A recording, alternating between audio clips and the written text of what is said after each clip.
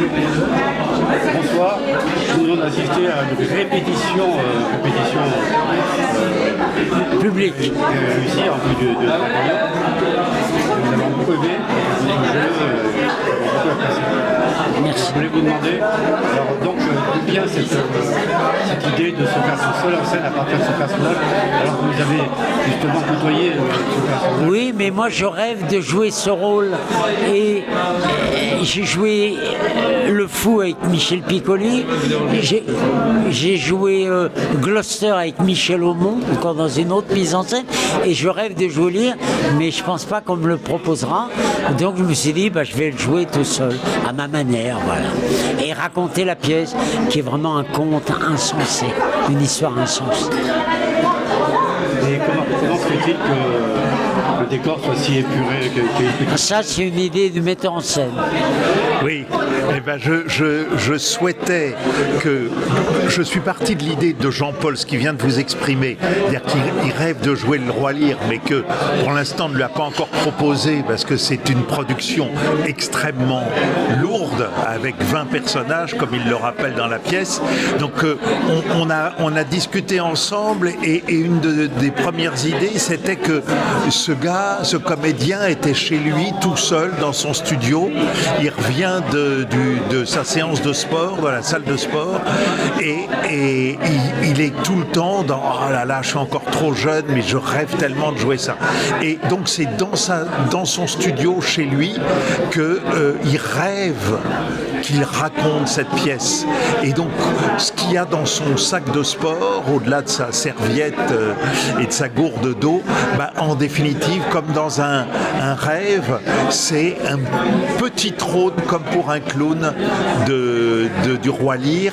Et la couronne, c'est une couronne de galette des rois, c'est-à-dire qu'on est vraiment dans le rêve, dans la poésie, de l'imaginaire, comme un fantasme de ce comédien. Mais ça marche bien. Ouais, merci. Qu'est-ce que vous voulez que le public retienne de ce spectacle ? Que le public retienne de la pièce. Ah, ça, je ne sais pas. Qu'il écoute, et qu'il sourit, qu'il rit, qu'il découvre la pièce. Parce que je suis sûr que même à Avignon, il y aura beaucoup de gens qui ne connaissent pas le Roi Lear. Et c'est un côté conteur. Je raconte aussi la pièce. Je la raconte à ma manière. Pas tout, mais une bonne partie. Et donc, il y a des suspens, il y a des coups de théâtre, voilà. Il y a de l'humour, voilà.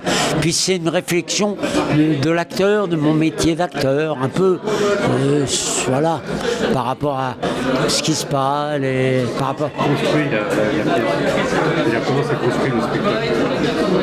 Le spectacle, il s'est construit, moi, à partir du texte qu'a écrit Jean-Paul.